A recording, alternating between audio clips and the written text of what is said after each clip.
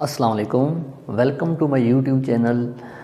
आज हम जो है ना एब्स्ट्रैक्ट अलजेब्रा का, क्योंकि हम प्रीवियस लेक्चर में एब्स्ट्रैक्ट अलजेब्रा का इंटीग्रल डोमेन और फील्ड पे बात कर चुके हैं कि इंटीग्रल डोमेन क्या होता है और फील्ड क्या होता है। उनके जो बेसिक कंसेप्ट थे या उनकी जो एग्जांपल्स थी वो प्रीवियस लेक्चर में हम उनको कवर कर चुके हैं। आज इंटीग्रल डोमेन एंड फील्ड से रिलेटेड ही एक थ्योरम है और आज हम उस थ्योरम को समझेंगे कि किसी भी थ्योरम को इंटीग्रल डोमेन या फील्ड कैसे प्रूव किया जा सकता है। तो थ्योरम जो हमारे पास है, every field is an integral domain. हमने इसमें फाइंड क्या करना है कि हर जो फील्ड है क्या वो इंटीग्रल डोमेन हो सकती है। हमने ये इसको प्रूफ करना है। तो फर्स्ट ऑफ ऑल तो आपको ये भी पता होना चाहिए कि हमारे पास फील्ड क्या है, फील्ड की क्या प्रॉपर्टीज़ हैं और जो इंटीग्रल डोमेन है, इंटीग्रल डोमेन की क्या प्रॉपर्टीज़ हैं। आपको पहले वो प्रॉपर्टीज़ जो हैं क्लियर होनी चाहिए। अगर वो आपको प्रॉपर्टीज़ सारी क्लियर हैं, वो आपको सारी प्रॉपर्टीज़ आती हैं, वेरीफाई करना भी आती हैं, तो आपको ये थ्योरम प्रूफ करने में कोई मसला नहीं होगा।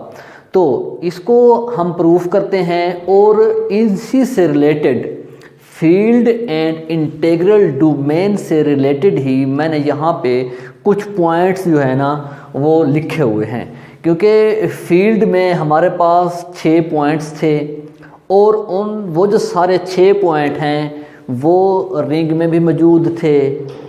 तो उसके बाद क्योंकि हम प्रोसीड करते हैं कि जो रिंग होता है उसी रिंग पे हम बाकी ऑपरेशन यूज़ करते हैं और हम देखते हैं कि क्या वो जो रिंग है वो फील्ड बनाता है, क्या वो जो रिंग है वो इंटीग्रल डोमेन बनाता है या नहीं बनाता। तो हमारे पास बाकी जितने भी पॉइंट्स हैं वो सारे सेटिस्फाइड करते हैं। अब इसमें मैंने 3 पॉइंट इसके लिखे हैं और 3 पॉइंट मैंने इसके लिखे हैं।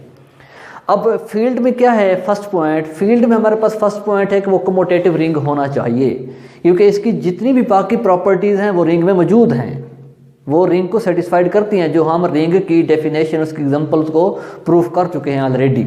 तो कम्यूटेटिव रिंग होना चाहिए, वो यूनिटी प्रूफ करे, multiplicative inverse of non zero element वो भी प्रूफ करें। और इंटीग्रल डोमेन में हमारे पास क्या है, इंटीग्रल डोमेन में है कम्यूटेटिव रिंग है, यूनिटी है और नो ज़ीरो डिवाइज़र है।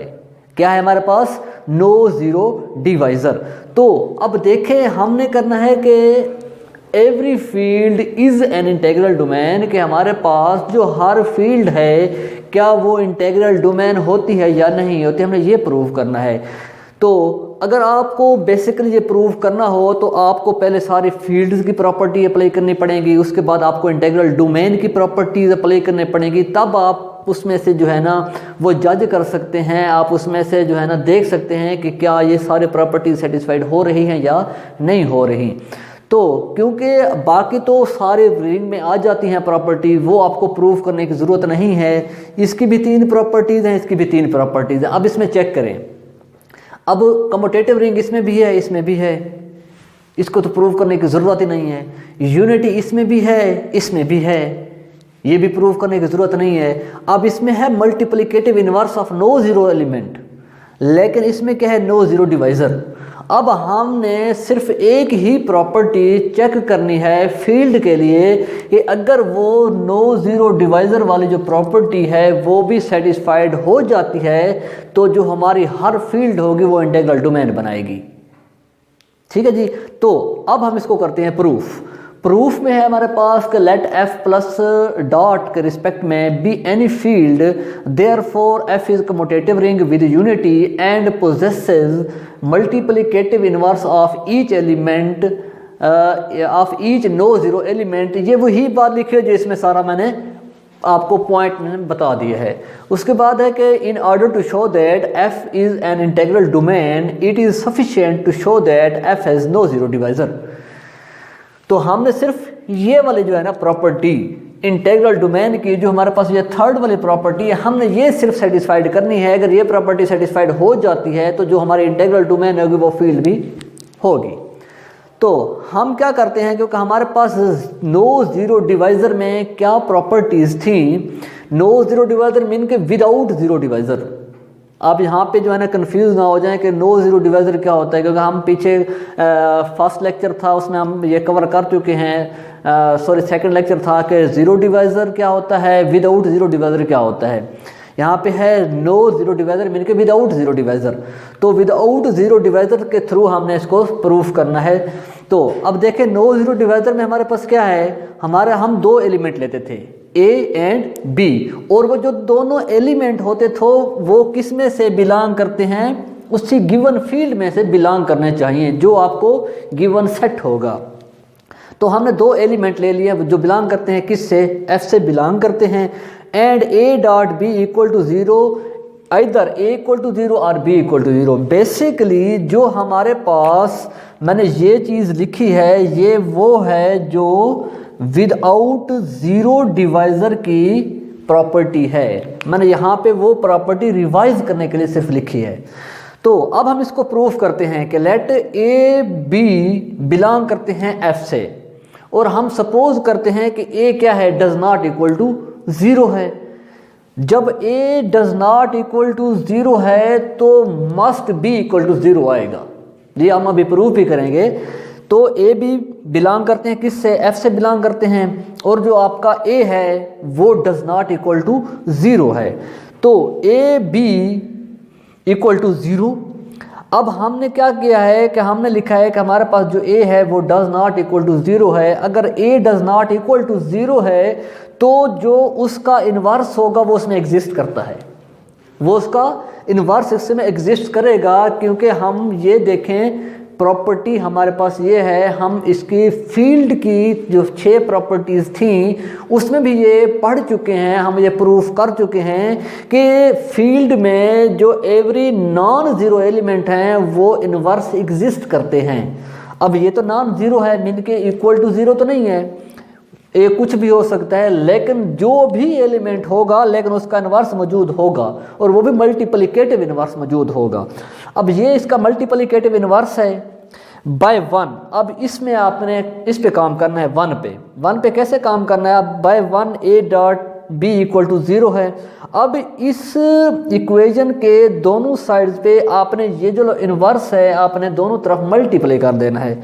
आपने मल्टीप्लाई किया है, इसके इस साइड पे ये A इन्वर्स आ गया equal to A inverse dot zero.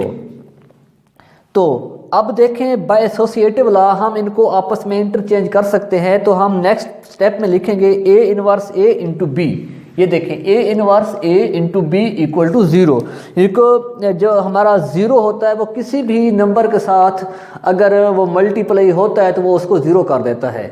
तो A inverse A into B equal to zero, और A इन्वर्स A जो है ना वो हमारे पास होता है आइडेंटिटी के इक्वल। A inverse A equal to identity के इक्वल होता है, और आइडेंटिटी हमारे पास क्या होती है, 1 होती है।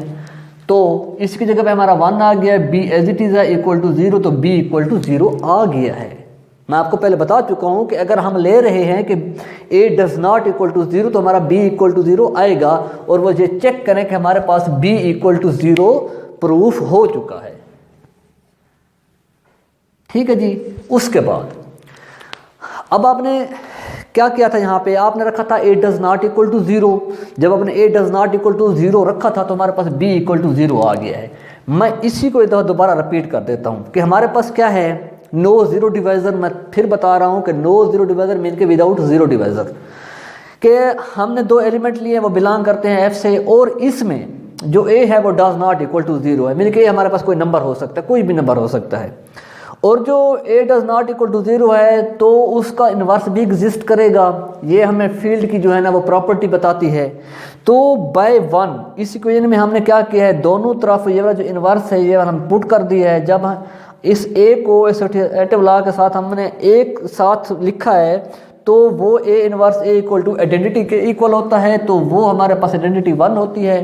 तो 1 आ गया dot B equal to zero, तो B इक्वल टू ज़ीरो आ गया है। ये तो किया हमने क्या, A does not equal to zero. इसी तरह हमने B does not equal to भी ज़ीरो करना है कि 10 A B equal to zero है, B ज़ीरो की इक्वल है, and if A does not equal to zero, कि हमारे पास B तो ज़ीरो है लेकिन A ज़ीरो नहीं है। तो फिर चेक करते हैं कि let A B belong to F a B equal to zero if b does not equal to zero. B जब does not equal to zero होगा तो वो इन्वर्स एग्जिस्ट करेगा। मैं पहले बता चुका हूँ कि ये हमें प्रॉपर्टी बताती है फील्ड की कि every non zero element multiplicative inverse exist करता है, हर हाल में एग्जिस्ट करता है। तो ये एग्जिस्ट करेगा A B equal to zero, तो इसी के दोनों साइड्स पे हमने फिर ये वाला जो है ना बी इन्वर्स जो मल्टीप्लाई कर दिया है, तो बाय एसोसिएटिव ला बी बी इन्वर्स हो जाएगा, ये टर्म सारी ज़ीरो हो जाएगी। तो ये मैं पहले भी बता चुका हूँ कि हमारे पास ये बी बी इन्वर्स जो है ना ये इक्वल टू आइडेंटिटी होता है और आइडेंटिटी इक्वल टू 1 होता है। तो यहाँ पे 1 आ जाएगा, तो a into 1 equal to A equal to 0 आ जाएगा क्योंकि 0 इस साइड से आ रहा है। तो दस A B equal to 0 when a equal to 0 and b does not equal to 0। जब इसका प्रोडक्ट क्या आ रहा है 0 आ रहा है, तो तब हमारे पास a तो 0 होगा लेकिन b 0 नहीं होगा। ठीक है जी। उसके बाद we have A B equal to 0, इधर a इक्वल टू 0 या कि उनमें एक a 0 होगा या b 0 होगा, एक 0 होगा। So f has no zero divisor, f is an integral domain। तो जो हमारा f है वो ज़ीरो डिवाइज़र नहीं रखता, मीन कि वो कौन सी प्रॉपर्टी होल्ड करता है विदाउट ज़ीरो डिवाइज़र।